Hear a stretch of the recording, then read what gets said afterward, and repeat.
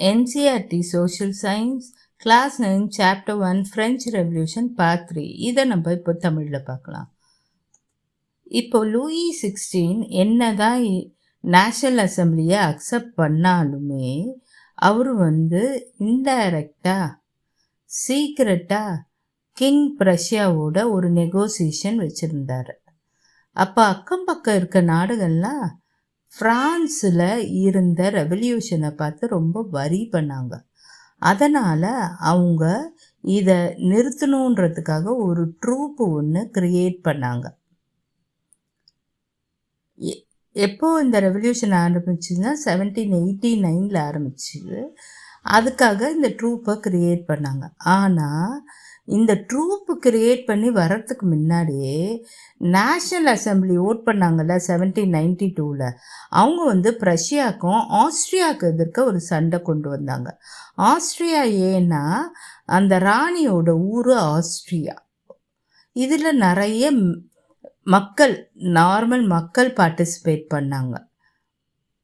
அப்போ அவங்க பார்ட்டிசிபேட் பண்ணும்போது ஒரு நேஷ்னல் சாங்கை பாடினாங்க. அது மார்சிலேஸ்ன்ற போயட் ராஜர் தே லெசில்னு ஒரு போய்ட்ரி கிரியேட் பண்ணார். அதில் இருந்த மார்சிலேஸை பாடிட்டே போனாங்க, மார்ச் பண்ணி போனாங்க. இப்போ கரண்டாக இருக்க ஃப்ரான்ஸோட நேஷ்னல் ஆந்தமே இதுதான். அப்புறம் இந்த ரெவல்யூஷனரி வாரு மென்னு தான் போனாங்க. அப்போ அவங்க வேலைக்கு போக முடியாதுல்ல. அப்போ நிறைய எக்கனாமிக் டிஃபிகல்ட்டிஸ் வந்தது. இந்த மென்னு போய் சண்டை போடும்போது அங்கே இருந்த விமன் இருந்தாங்கல்ல, அவங்க தான் மீதி எல்லாத்தையும் கோப் பண்ண வேண்டியதாக இருந்தது. அதாவது அவங்க தான் சம்பாதிக்கணும், அவங்க தான் சாப்பாட்டுக்கும் ரெடி பண்ணணும். So large section of the people convince ஆனாங்க இந்த ரெவல்யூஷன் வேண்டான்றது. 1791 பொலிட்டிக்கல் ரைட்ஸை கொண்டு வந்தாங்களே இந்த கான்ஸ்டிடியூஷன். அதில் ரிச்சர் செக்ஷன் ஆஃப் த சொசைட்டிக்கு தான் நிறைய இருந்தது. அதனால் இந்த ரெவல்யூஷன் வேண்டான்னு நினச்சாங்க. அப்போ பொலிட்டிக்கல் கிளப்ஸு க்ரியேட் பண்ணாங்க நிறைய. இப்போ இதில் இது எதுக்குன்னா இந்த கிளப்பு கவர்மெண்ட்டோட பாலிசிஸை டிஸ்கஸ் பண்ணுறதுக்கு கொண்டு வந்தாங்க. இதில் ரொம்ப முக்கியமானது ஜக்கோபியன் கிளப்பு. இது எப்படி பேர் வந்ததுன்னா சென்ட் ஜாக்கோப் பாரிஸ் இருந்தார், அவரோட பேர் தான் இதுக்கு வந்தது. இதில் விமன் கூட பார்ட்டிசிபேட் பண்ணாங்க. அவங்களுக்கு தனியாகவும் கிளப் இருந்தது. இப்போ இந்த ஜக்கோபியன் கிளப்பு லெஸ் ப்ராஸ்பரஸ் சொசைட்டிக்காக, அதாவது தேர்ட் எஸ்டேட் பீப்புளுக்காக தான் இருந்தது. அதில் நிறைய ஸ்மால் ஷாப்கீப்பர்ஸ் இருந்தாங்க, ஆர்டிசியன்ஸ் இருந்தாங்க. யாருன்னா shoe maker, pastry குக்ஸு, watch makers, printers, அது இல்லாமல் சர்வன்ட்ஸ், அப்புறம் டெய்லி வேஜ் வாங்குகிற ஒர்க்கர்ஸ், இவங்கெல்லாம் இருந்தாங்க. இதோட லீடர் மேக்ஸ்மில்லன் ரோபஸ்பியர். இவர் லாங் ஸ்ட்ரைப்டு ட்ரௌசர்ஸ் போடணும். யார் மாதிரினா இந்த ஷிப்பில் வேலை செய்கிறவங்க மாதிரி போட்டு அது ஃபேஷனபிளாக ஆக்கிட்டார். எதுக்கு அகெயின்ஸ்டாக இந்த மாதிரி ட்ரெஸ்ஸு போட்டாங்கன்னா இந்த நோபல்ஸ்க்கு அகெயின்ஸ்டாக அவங்க நீ பிரீச்சஸ் போட்டாங்க. இந்த நோபல்ஸ் அதுக்கு அகெயின்ஸ்டாக இவங்க போட்டாங்க. அதாவது இந்த மொனார்கி சிஸ்டம், இந்த நோபல் சொசைட்டி இருக்கக்கூடாது, நீ பிரீச் கொண்டு வரணும்னு. அதை சான்ஸ் குலோத்ஸ்ன்னாங்க. அப்படின்னா தோஸ் வித்தவுட் நீ பிரீச்னு அர்த்தம். இப்போ இந்த மக்கள் ஒரு ரெட்டு கேப் வேறு போட்டாங்க, லிபர்ட்டியை சிம்பலைஸ் பண்ணுறதுக்கு. ஆனால் பொம்பளைங்க அதை போட அலோவ் பண்ணல. அப்புறம் சம்மர் 1792 ஜக்கோபியன் பிளான் பண்ணாங்க. என்னென்னா பாரிசியன்ஸில் இதில் நிறைய இன்க்ளூட் பண்ணுறதுக்கு இந்த கிளப்பில்.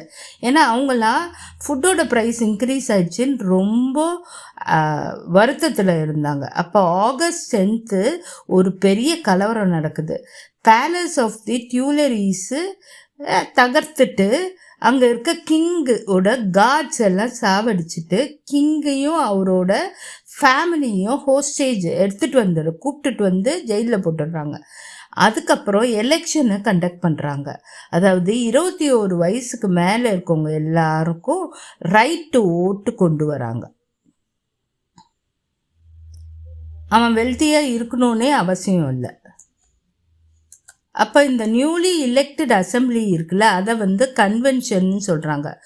அப்போ 21 செப்டம்பர் 1792 மொனார்க்கை அபாலிஷ் பண்ணி ஃப்ரான்ஸை ரிப்பப்ளிக்னு டிக்ளேர் பண்ணிட்டு இதில் ஹயராக்கி மொனார்க்கி இருக்காது. பையன் அப்பா பையன் பேரப்பிள்ளை அப்படி வரமாட்டாங்க, எலெக்டட் பீப்புள் தான் வருவாங்க. இதை தான் ரிப்பப்ளிக்குன்னு சொல்கிறாங்க. இதை மற்ற கண்ட்ரிலையும் ஃபாலோ பண்ணாங்க. இப்போ லூயி 16 அவரை சாவடிக்கணும்னு தீர்ப்பு வந்துடுது. அப்போது 21 ஜான்வரி 1793 அவரை பப்ளிக்கில் பிளேஸ் தே லா கான்கர்டில் சாவடிச்சிடுறாங்க. கொஞ்ச நாளுக்கு அப்புறம் குவீன் மேரி ஆண்டனியட்டை அப்படியே சாவடிக்கிறாங்க. இப்போ த ரெயின் ஆஃப் டெரர் 1793 1794 வரைக்கும் ரெயின் ஆஃப் டெரர்னு சொல்கிறாங்க.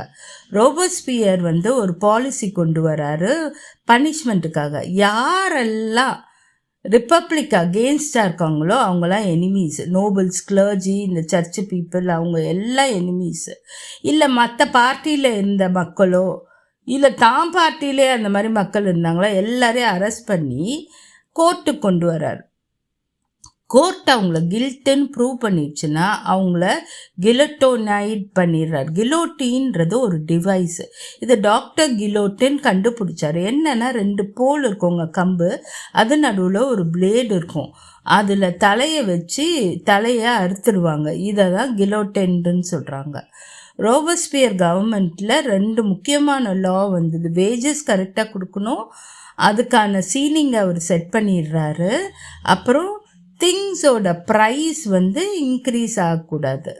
அப்போ மீட்டு பிரெட்டெல்லாம் ரேஷனைஸ் பண்ணிடுறாங்க. இவ்வளோ தான் நீ வாங்கணும்னு ரேஷனைஸ் பண்ணிடுறாங்க. ஃபார்மர்ஸை தன்னுடைய கிரெயின்ஸ் இருக்குல்ல அதை சிட்டிக்கு கொண்டு அங்கே தான் ப்ரைஸ் செட் பண்ணணும். அவங்களாவே செட் பண்ணிக்கூடாது. அந்த ப்ரைஸை கவர்மெண்ட் தான் செட் பண்ணுது.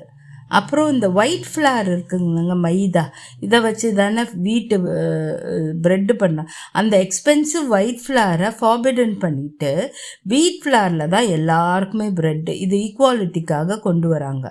அப்புறம் சார் மெசியர்ன்னு சொல்லுவாங்க ஃப்ரெஞ்சில். மேடமை மதாம்னு சொல்லுவாங்க ஃப்ரெஞ்சில். ஸோ இது 2 வார்த்தையை அவர் அபாலிஷ் பண்ணிவிட்டு அதுலேருந்து எல்லா ஆம்பளைங்களையும் சிட்டோயின்னு சொல்கிறாங்க, பொம்பளைங்க சிட்டோயினின்னு சொல்லி கூப்பிட ஆரம்பித்தாங்க. அதுக்கப்புறம் சர்ச் எல்லாம் மூடிட்டு அந்த பில்டிங் எல்லாம் பராக்ஸாகவும் ஆஃபீஸாகவும் மாற்றிடுறாங்க. ரூபஸ்பியர் பர்சிவேட்டட் இஸ் பாலிசி. அவரோட பாலிசியை அவர் நல்லா கொண்டு வந்தார். ஆனால் அவரையே கடைசியாக ஜூலை 1794 அரெஸ்ட் பண்ணி கிலட்டைன் பண்ணிடுறாங்க. இப்போ இங்கே ஒரு பிக்சர் தெரியுது. இது என்னென்னா ஒரு செலிப்ரேஷனுங்க. ஒரு ரிப்பப்ளிக் கண்ட்ரியோட செலிப்ரேஷன் இப்படி தான் இருக்கும்னு காட்டுறாங்க. இப்போது டைரக்டரி ரூல் ஆஃப் ஃப்ரான்ஸ் இந்த ஜெக்கோபியன் கவர்மெண்ட்லேருந்து வந்த உடனே என்ன பண்ணுறாங்கன்னா நியூ கான்ஸ்டிடியூஷன் வருது. அதாவது வெல்த்தியர் பீப்புள் இருக்காங்கள்ல இந்த 3rd எஸ்டேட்டில், அவங்க ரூல் பண்ண ஆரம்பிச்சிடுறாங்க. ஆனால் அவங்க டைரக்டரி ஆஃப் எக்ஸிக்யூட்டிவை அப்பாயிண்ட் பண்ணுறாங்க. 5 பேர் இருக்கணும். அப்புறம் ஒரு லெஜிஸ்லேட்டிவ் கவுன்சில் இருக்கும். இப்போ இது எதுக்குன்னா பவர் ஒரு ஆள்கிட்ட இல்லாமல் எல்லார்கிட்ட பிரிஞ்சு இருக்கணுன்றதுக்காக. ஆனால் இந்த டைரக்டரி ஆஃப் கவுன்சிலுக்கும் இந்த லெஜிஸ்லேட்டிவ் கவுன்சிலுக்கும் அப்பப்போ சண்டை. இந்த லெஜிஸ்லேட்டிவ் கவுன்சிலில் டைரக்டர்ஸ் அப்பப்போ டிஸ்மிஸ் பண்ணிகிட்டே இருந்தாங்க. ஸோ இந்த இன்ஸ்டெபிலிட்டி இருக்க என்ன ஆயிடுச்சுன்னா இந்த கவர்மெண்ட்டை அபாலிஷ் பண்ணி மிலிட்ரி டிக்டேட்டர் நெப்போலியன் போனபார்ட் வந்துடுறாரு த்ரோனுக்கு. இவர் வந்தாலும் இந்த கவர்மெண்ட் சேஞ்ச் இருந்தாலும் அந்த ஈக்குவாலிட்டியும் ஃப்ரெட்டர்னிட்டியும் மாறலைங்க. எல்லா இடத்துலையும் ஃப்ரான்ஸில் அது இருந்தது. இது யூரோப் ஃபுல்லாகவே பரவிடுச்சு. இந்த இன்ஸ்டெபிலிட்டியால் தான் நெப்போலியன் போனபார்ட்டு சீன்குள்ளரே வராரு, ஃப்ரான்ஸை டேக் ஓவர் பண்ணிடுறாரு. இவர் நெப்போலியன் கூட ஈக்குவாலிட்டி, லா மாறல, ஃப்ரெட்டர்னிட்டி இதெல்லாம் அப்படியே இருந்தது ஃப்ரான்ஸில். இதை பார்த்து மற்ற யூரோப்பியன் கண்ட்ரீஸும் ரொம்ப இன்ஸ்பயர் ஆனாங்க. அவங்களும் இதை செஞ்சுரிஸ்க்கு இப்போ ஃபாலோவும் பண்ணிகிட்ருக்காங்க.